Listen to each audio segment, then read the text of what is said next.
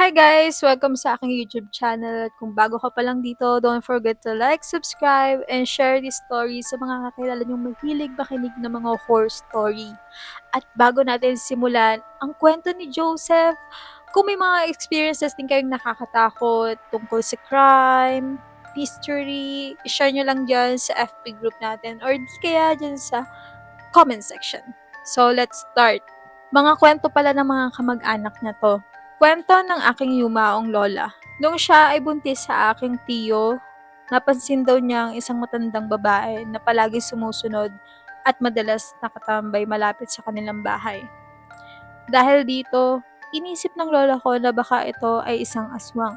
Sa takot, ngunit may tapang din, hinarap niya ang matandang babae at bigla niyang hinamon sa isang lakad o walking contest na parang biro na rin daw niya noon.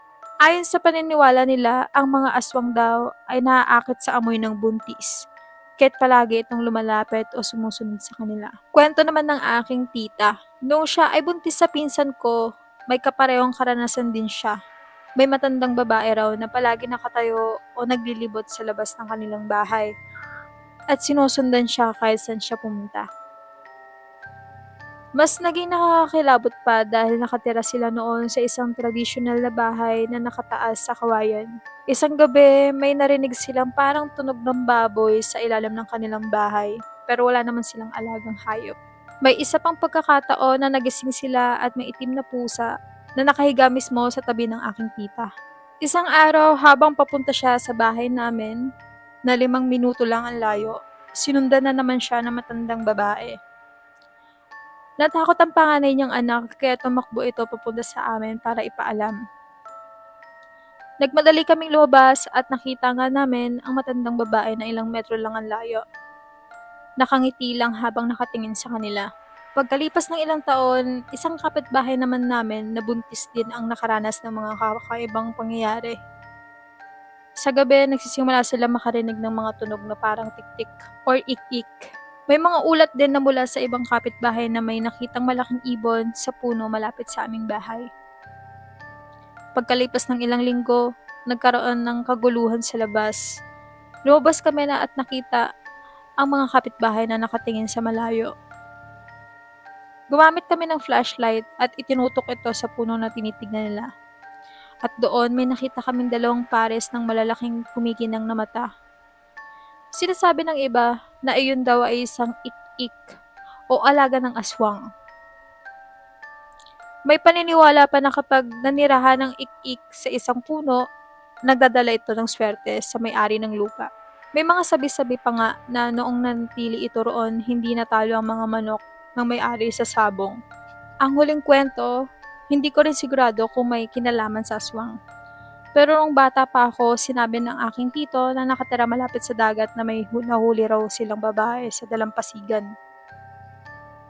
Ayon sa kanya, mga 10 lalaki ang nagtangkang hilain ng babae paahon mula sa tubig pero hindi raw ito napinag. Ang babae ay may napakahabang buhok na tumatakip sa kanyang muka.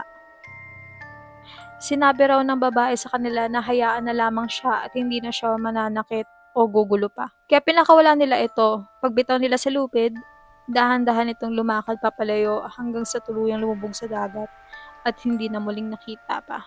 Natawa ako dun sa part na walking contest. Alam niyo yun sa umpisa, hinamon niya yung matandang babae mag-walking contest.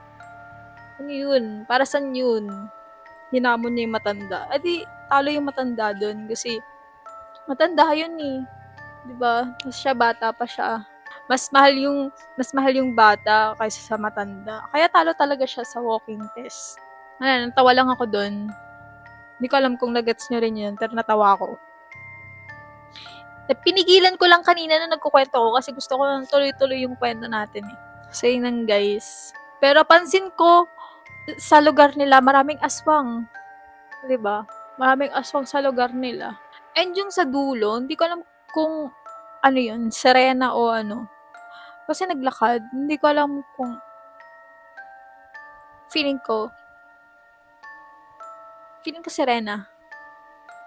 Pero walang buntot, naglakad eh. Anyway, kung may mga ganun din kayong mga kwento, aswang, Ay, ang tanong ko, aswang kaya yung mga sirena? Aswang kaya sila?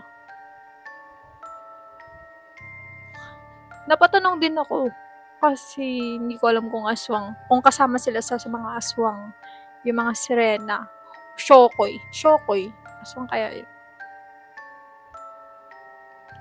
Kayo, anong nasa isip nyo? Kung may mga ganun kayong stories, send nyo lang dyan sa FB group natin. Or kung may mga thoughts kayo, comment lang kayo dyan. See you when I see you. XOXO. Bye-bye.